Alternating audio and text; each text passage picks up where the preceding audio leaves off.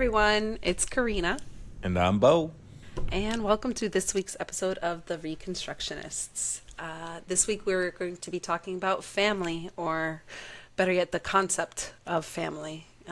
Leaving high control groups like the one that we did, a lot of times you lose those biological ties, and they tend to be the strongest ones you have at that point. So losing that can really leave you in a place where you have zero idea where to get going again. I think it probably happens on a spectrum for people. From what I've heard, some Ex-Jehovah's Witnesses have certain family members that stick by their side even after disfellowshipped or they just dissociate. I've seen that. I think it's kind of the exception to the rule, but some parents, some siblings, and other family members will overstep the rules on shunning and let their natural affection for their family member win out, right? That happens sometimes. And then there's the other end of the spectrum where you're literally treated as dead by your Jehovah's Witness family. And sometimes that happens before you're even formally shunned. Yes, yeah, which was my case. So a couple of years before I actually disassociated, I was told that I'd be shunned by my family. So ta-da! So they're on that end of the spectrum of the we love the shun. I don't know that I'm joking. They don't love the shun, but they take it seriously, very, very, very seriously. We'll put it that way. I think it hurts both parties. We'll put it that way. It hurts them to do it, even though they think it's the right thing. And obviously, it hurts on my end too. And I feel like that's a really interesting point, the hurts on both sides, because it's true, it hurts us. I know it hurts them too, and I just wish that they would just kind of take that pause and realize, like, what are we actually doing this for? Like, so everyone, Beau and I had been talking before we started recording about family and all of this stuff, and one of the things he said kind of triggered the thought to me of a lot of times when we do get reached out to by our witness family, it is witness related, right? Or the truth related. It's never just normal everyday things. And that's why for me, when I get any message from a witness, then that it's witness related, it's just like, come on, you know that I'm not going to respond to this. Ask me literally anything else, and I would be so happy to engage. So happy to engage, because on the opposite side of things, I want to be able to engage with you about the normal everyday things that are going on. And I guess that's not just for family, even like friends that reach out, oh, we miss you. Oh, when are you going to come to the hall? Like, Yeah, very true. And I just to share a little story, if I may, that just recently happened. So at the end of this past month was the Jehovah's Witness convention in town, which is the same convention that the bulk of my family attends. And the Monday or Tuesday before the start of the convention, I got text messages from my father, who I obviously barely ever hear anything from my parents unless some type of bad news. But with screenshots, just like you're saying, screenshots of a Watchtower article and some scriptures from the JW Online Library regarding Jehovah's mercy. And that was accompanied by a message which said, we love you, and just so you know, there's been an adjustment to the understanding that reflects Jehovah's mercy and forgiveness for those who have left the truth. So him being my father and being in the same town, he made a very generous offer of sending two elders to come and explain the adjustment to me. So again, that just shows how deeply ingrained it can be sometimes, where you're in the same town as your son and you have what to you as a witness is very important information to convey to him, but you can't even convey it directly. You offer to send two elders to come deal with it. So it's tough. I'm not going to say that those types of things do not affect me, because they definitely do, and I'm sure other, like you said, you've experienced that, and pretty much every ex-Jehovah's Witness probably at some point experiences that.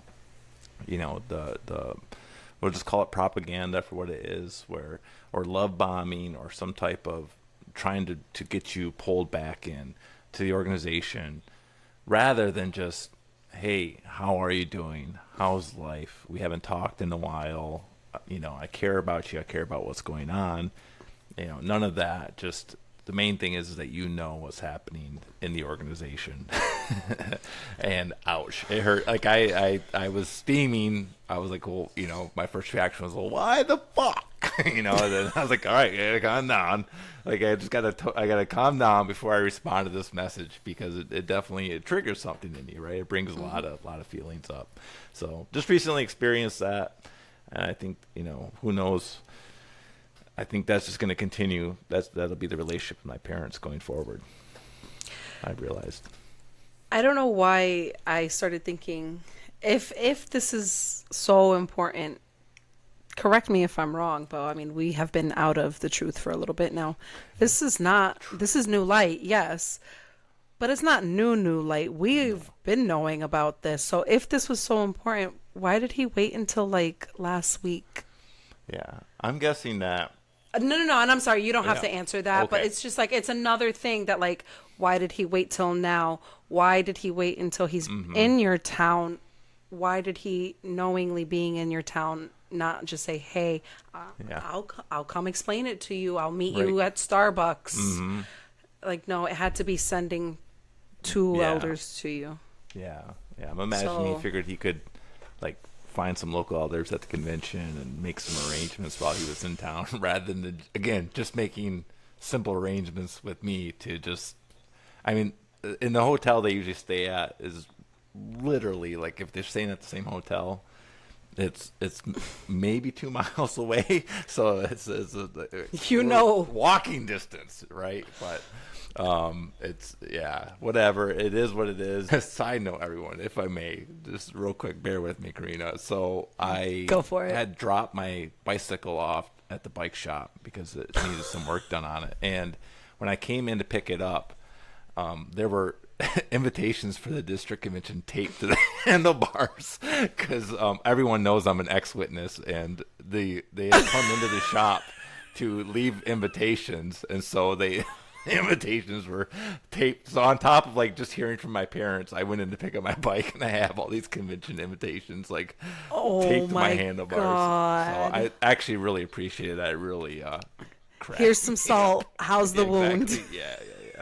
I felt like I had to share that real quick, but anyways. Oh my goodness. No, I mean, I get it. And I think this is just like a really good example of the fact that, we're in better places than we were a few years ago, but it's still things that we actively deal with. I still very much, my therapist and my life coach and some of my friends have heard me extensively talk about my family and like how much I miss. Like, for me, it's missing my mom. And it's interesting in my case because it's not as cut and dry for you, Beau, as you have that label of being disassociated or, no longer from the stage.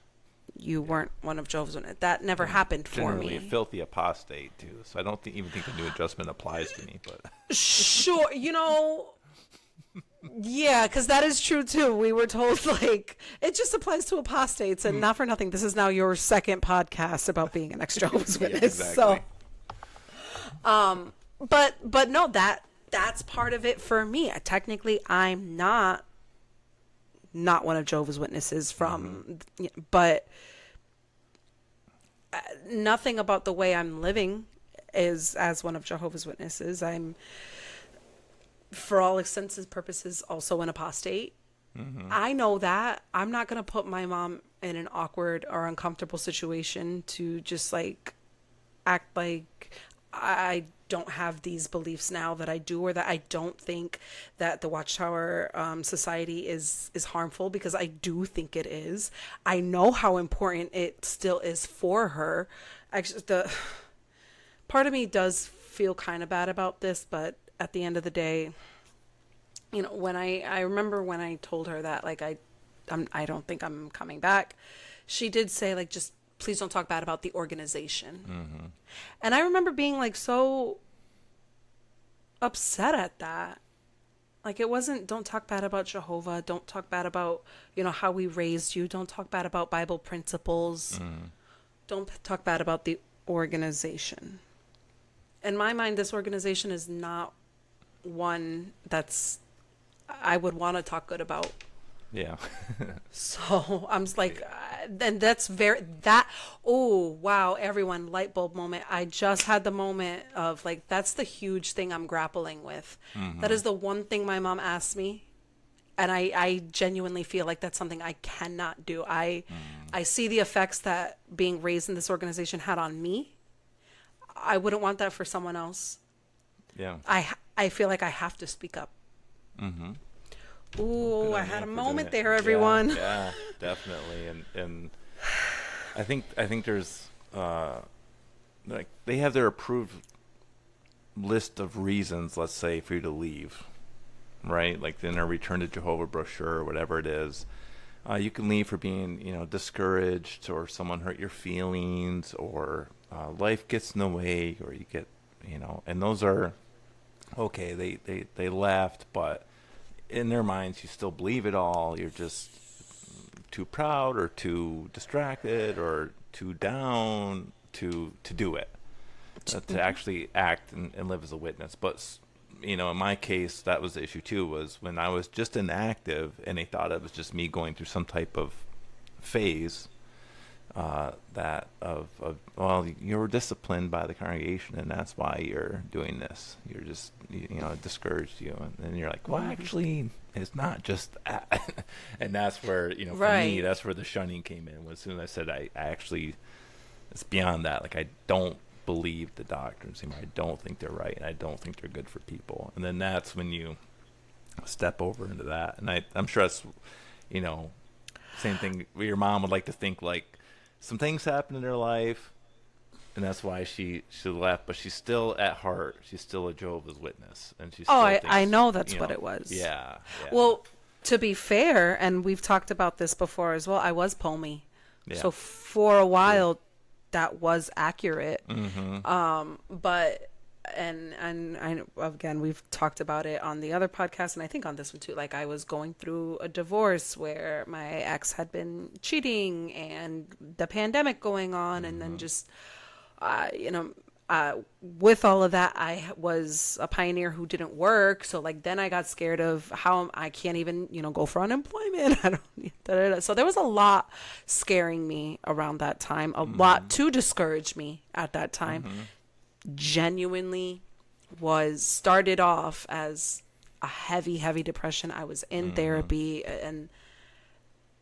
but once I started coming out of the depression and realizing I had zero desire to go back to that, because everything that I was doing only kept adding to my fulfillment.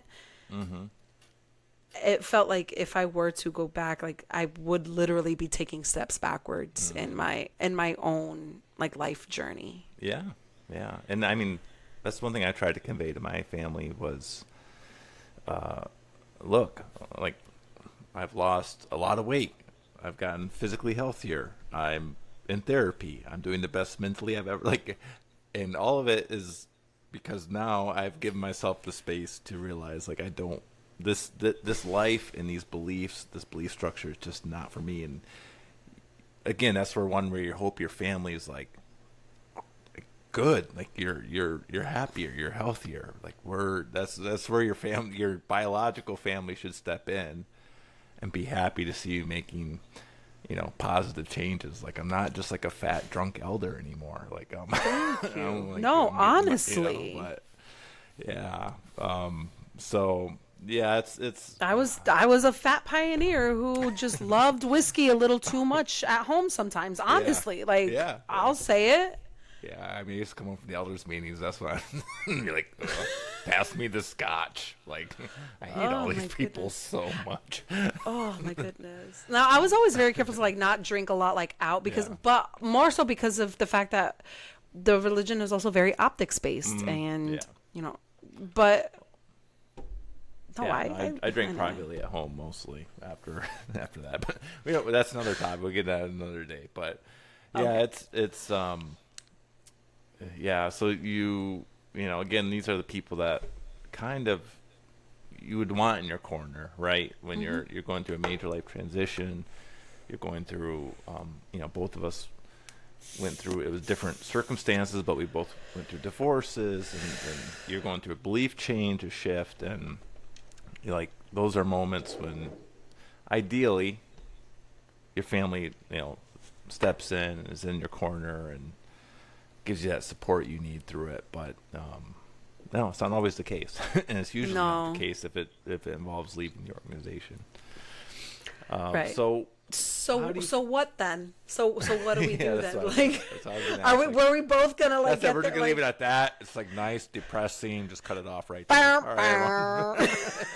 just a couple of Debbie Now that we Downers got you here. all Yeah, I depressy. know, I know. This is supposed to be a positive podcast. Good Right. news. No, no. Exactly.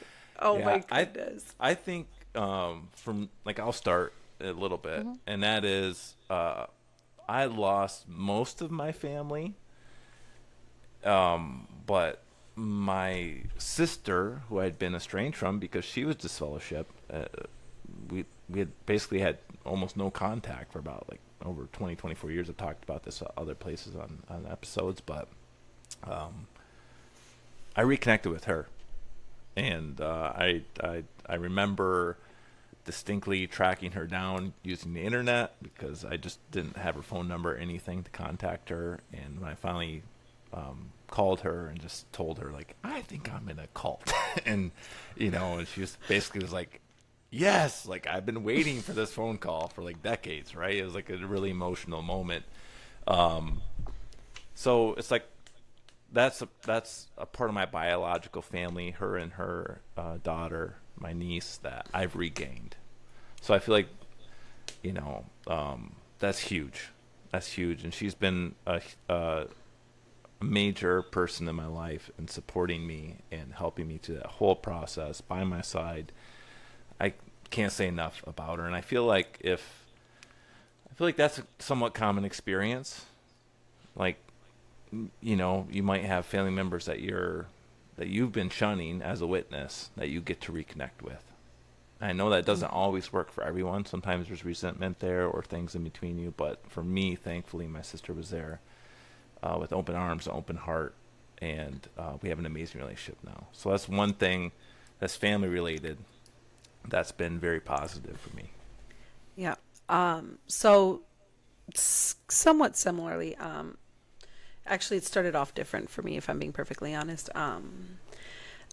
Because so much of it was going on during COVID, I really couldn't like I only really associated with the people that I worked with during that time.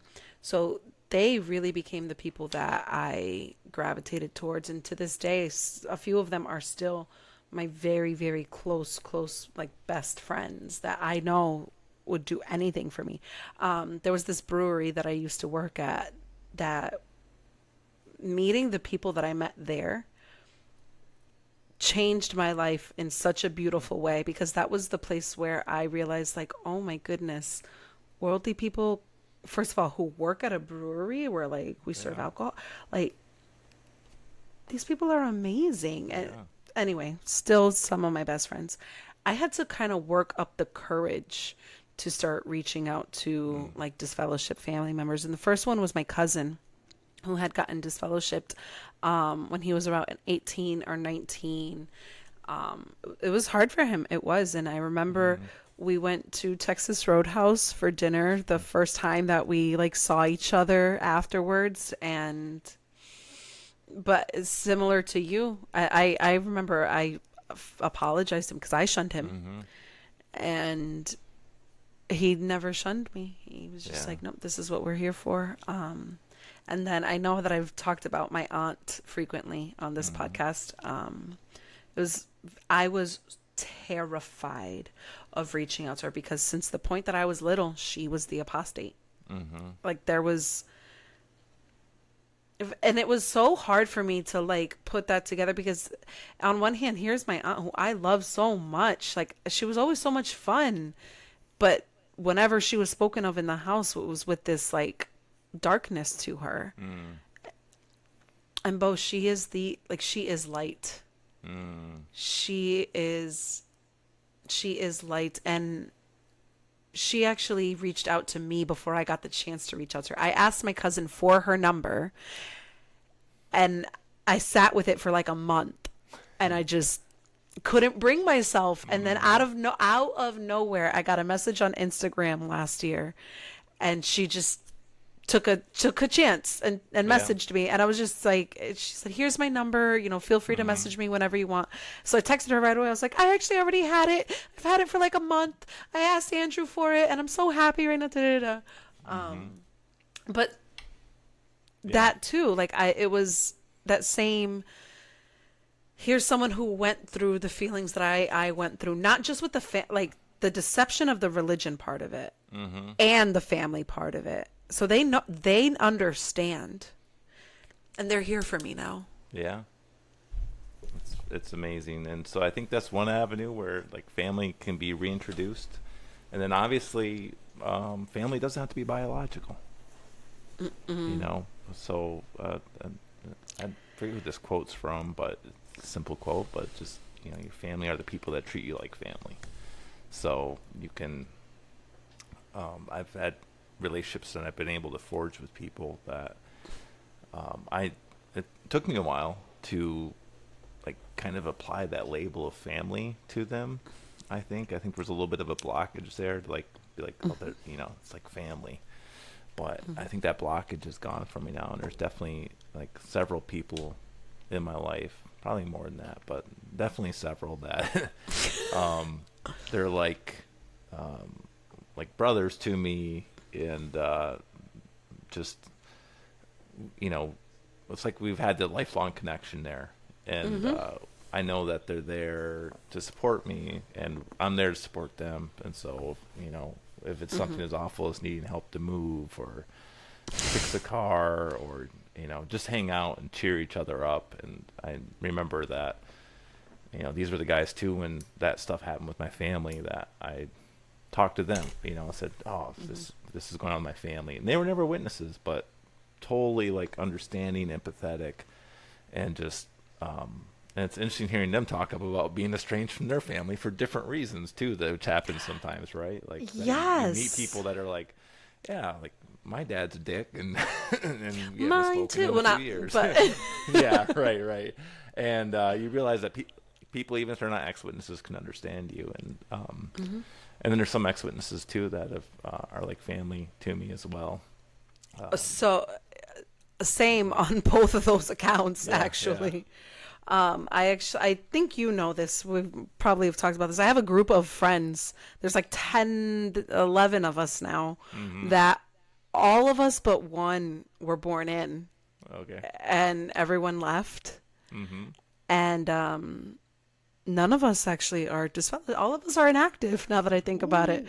Yeah, or there's a few that were never baptized, but were Yeah. like publishers. So, but that is my family. Like we Yeah. have our little group chat, and we have our little name. We'll text you, hey fam. Like that is my Yeah. we even took holiday pictures together last year. Oh, That awesome. is Yeah. the extent of what I mean by like Yeah. that is my family. Yeah. Yeah. And So that redefining, yeah. I hear you, and I have a friend here and his family that they look for me on the holidays. Basically, they're like, all right, Thanksgiving dinner, like come over for Thanksgiving dinner, have it with our family. And so, of course, I have my sister and my niece.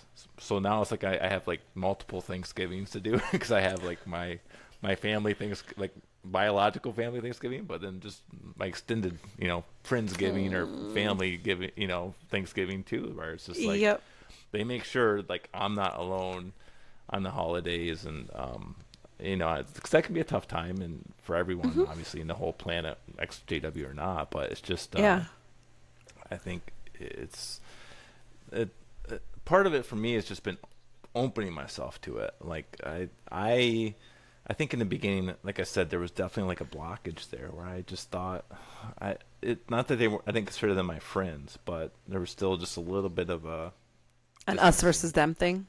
Yeah, like something was, I don't know if it was that, but just, I felt like so hurt by everything that happened that I just wasn't quite willing to like Interesting. invest fully in people like they were family to me. Like, Interesting. we can get together, we can do things, but as far as like, what I have going on internally and my more like, deep thoughts and feelings, I'll just kind of keep to myself. Hmm. So, and of course, like that's up to everyone, but I feel like that's part of family, right? Like the when you, That vulnerability piece. yeah, like I don't know. There's a really good rap song somewhere, and I'm gonna butcher the lyric, but it's like when you share laughs with somebody, they're friends, but when you share tears, you're family. And I thought like that's a uh, really good line. I feel like that's Hmm. very true, right? Like, uh, and I think that was for me was the blockage where it was like I'm like pretty extroverted and I love to laugh and I get together with people and laugh, but Yeah. as far as like being willing to open up to the point of not even maybe not literally shedding tears, but figuratively at least like Hmm. sharing like the stuff that hurts. That's what had to open up for me. You know what's so funny? I've always like considered myself an open book. You ask me anything, yeah, Hmm. I'll word vomit. But when it comes to those like real hard feelings, I absolutely like I don't want to share that with Hmm. it's hard, and part of it I'm Yeah. sure is, my own biological makeup. Part of it I'm sure is family trauma. Part of it I'm Hmm. sure is, this trauma from leaving a high control group. You just, anything that you're feeling, you need to keep it in because you Hmm. can't share that with people, those Hmm. the quote unquote negative feelings. But anyway, I deal with that too. And it thankfully, I my partner, he's wonderful. Like, he can tell when I'm feeling something and starting to Hmm. shut down, and he's very good at, like, all right, no, talk to me, what's going on. Like, Yeah. you can tell me these things. I'm not gonna get mad. I'm not gonna Hmm. da da da, because that's part of it too. There's also past relationship trauma that comes into things, and it's just, Yeah. anyway, that's Yeah. just a humble brag. I'm kidding. No.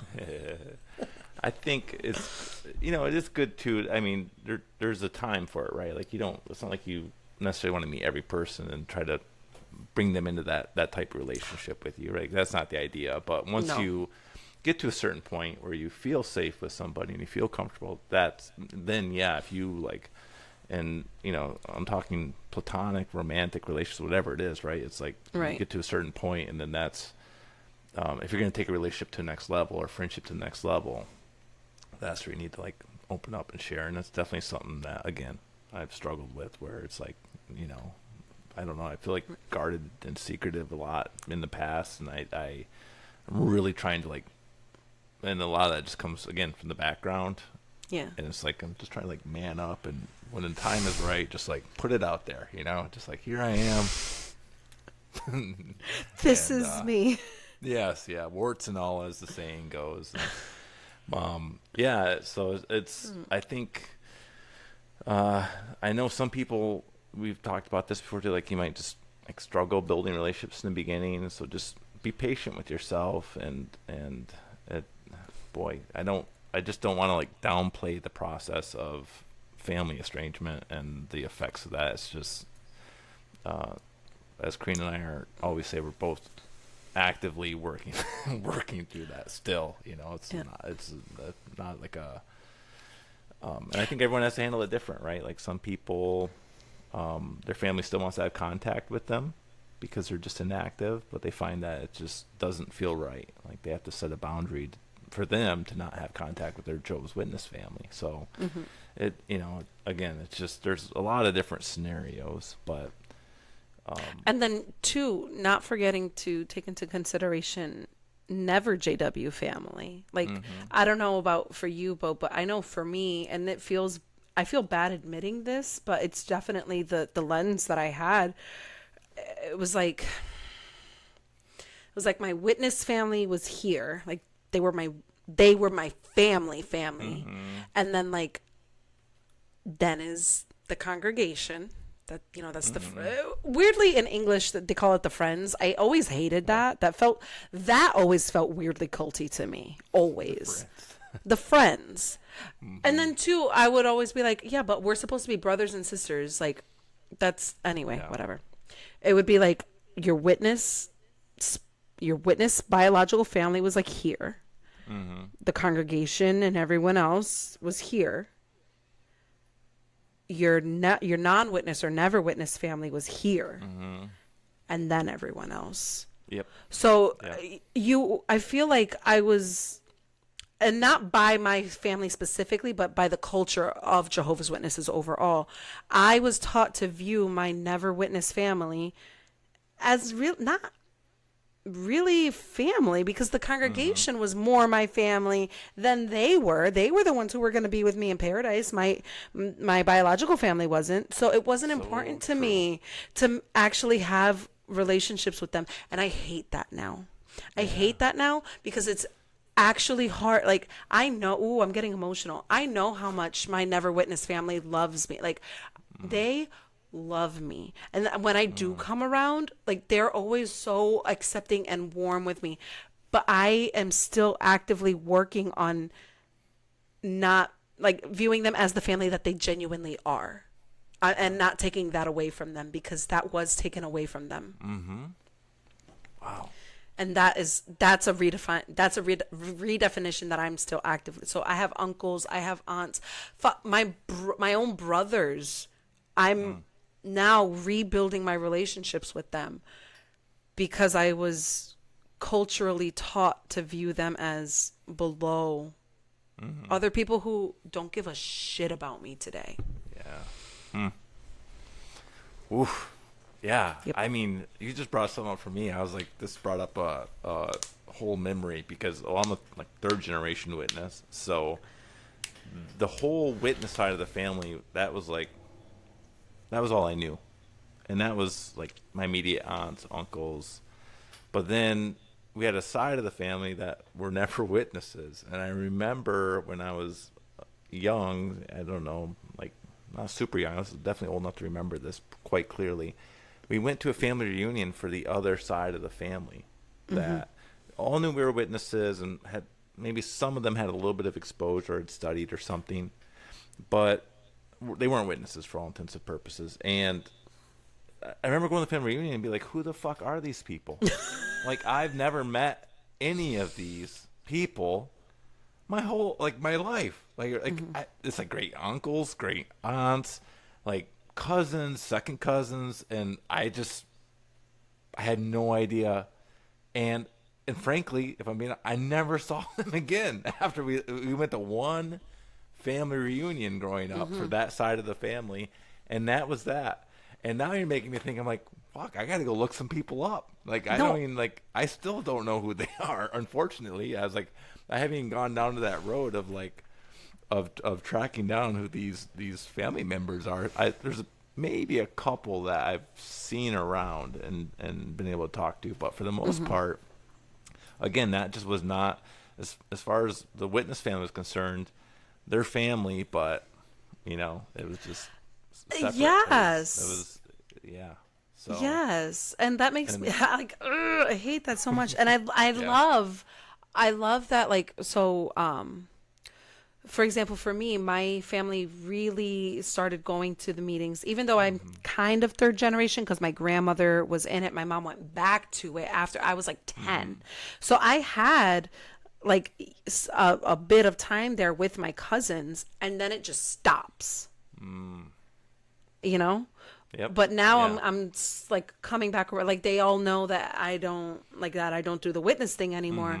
So they actually do invite me to the birthdays. And like the other day, my aunt texts me and like a bunch of the cousins like, "Hey, Father's Day is gonna be at Grandma and Grandpa's this year." And that just felt so good to me. Like they didn't forget about me. Like Yeah. like I, even though I'm still working on redefining my definition of family, they still see me as family. Yeah. Wow. Whew. Wow, I I'll have know. to process with this one too, man. There's always so much. It was funny. I was like, we were talking about before we started the episode. I was like, I haven't really thought about this. As soon as you get talking about it, it's like there's so much that comes up, and it's like, holy cow. You guys, Yeah, this is every time we're gonna record. No, I'm not even kidding. For like a few days beforehand, Bo and I were like, "What are we gonna talk about again? yeah, This? Did you talk about it? We'll see what happens." And then yeah. gold, you guys. You're welcome. You're welcome. There you go. There you go. So yeah, I mean, here's some takeaways for you. Let's sum this up, folks. Let's Yeah. wrap up this public talk with some reminders at the end. Stop. They always do that. So, friends, the friends. Stop. My apologies. My apologies. Family doesn't have to be biological. That I think everyone knows that. It's pretty obvious. And there's so many fucking amazing people in this world around you that are willing to. I'm not gonna say fill that void because no one. I don't think anyone like truly fills the void of our biological family, but they're there to be your family, and whether it's my I was like a non-spiritual dad. What do I call him? It's like World. I have like a dad figure, like a father figure. I'm gonna give him a shout out, and I'm not gonna use his name or everything, but he's in the Dakota, so he'll know who he is when he watches this podcast. But Oh. he reached out to me, and he's become like this very fatherly figure in my life. Like he gives me great advice. He has wisdom. It's like things that I would look for from my own father. But he's ex-witness more or less. So he's not trying to like send me Watchtower articles, and Oh, he'll give you like practical advice. yeah, right. And I think there's like whether it's through the Ex-Jehovah's Witness community or just a lot of it for that isn't for me. It's just local people that I've met and become really close to.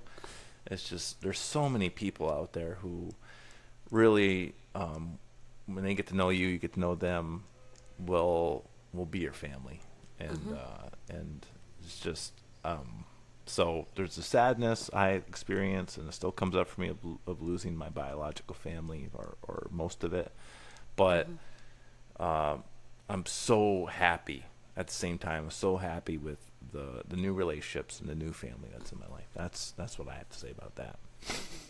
The end for me. Samesies. Samesies. We had like such eloquent conversation, and it ends with samesies. Samesies.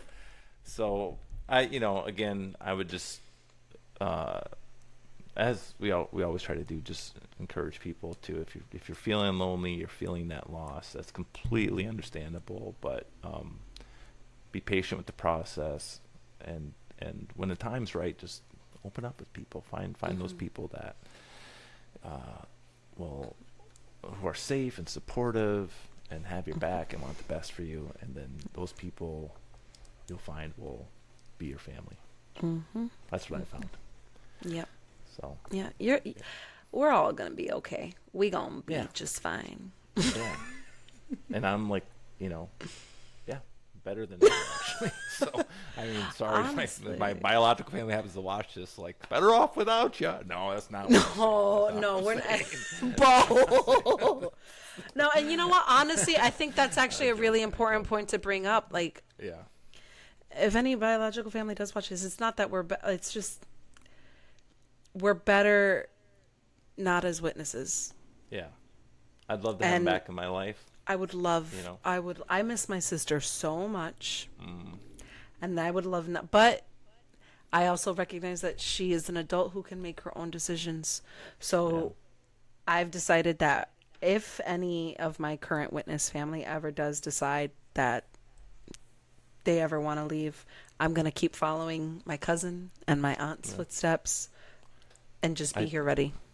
I've said the same thing about my sister too. Like as much as they've hurt me, and in the case of my family, I would say the pain has come not from them just being wanting to be assholes. It's not something like they created on their own. This whole story, it's completely related to the belief structure. Mm-hmm. And for that reason, if they said, we don't believe it anymore, we made a mistake, just like I did with my sister, I would want to be there with the same open arms and open heart to receive them. Yep. And I apologize I've apologized, and sometimes I still apologize to her for the years we had apart, and she's so understanding about it. She gets it. And that's the same thing. I want to use that, have that same mentality. If someday my phone rings and it's a family member that says, hey, I think I'm in a cult, I want to be like, I've been here waiting for you. Yep. Yeah. If they're Oh, truly I got toxic, like a good tummy feeling from that. yeah, I'm like, not a negative. yeah. No, don't worry. If they're truly No, toxic, come on. if it's not just because they're a Jehovah's Witness, but they're just truly toxic humans, or they've abused you or done something awful to you, that's different. That's not what we're talking about here. But if it's just solely based on the beliefs, then yes. Yeah. I'm here waiting for you. I just felt like I had to put that caveat in because it's not like just everyone's welcome back, you know. Fair. Yeah. So I just can't leave anything on a nice, happy note. Sorry. No, folks. that is fair because I'll be honest. There are some people that in my life I would not want back, and I am very okay with that. And even if they ever came and issued any sort of apologies or whatever, but like that's wonderful. Same. Do you feel better? Yep. Have a nice one. A nice one. Yep. Take care. Bye. So. Well, everyone, thank you for watching. I'm not even going to say listening anymore because I haven't even put up any audio podcast. Let's be honest. Oh my god. Spotify just blew up my whole routine. All right, so yeah, we definitely have to figure something out. I'll work on it someday. But in the meantime, thank you for watching on YouTube. We're on Instagram. Yeah. And don't forget to like, follow, share, subscribe, all that fun all that stuff. Ow. Instagram at The Reconstructionist. You can message us. You can. Or you can leave a YouTube comment. You can, or you can comment on our videos. You can let us know ideas that you have for topics of conversation. It's already happened, and I think it was a pretty fun episode. So yeah, great episode. I enjoyed it. So hopefully everyone else did too. Alrighty, everyone. Love and light, babies.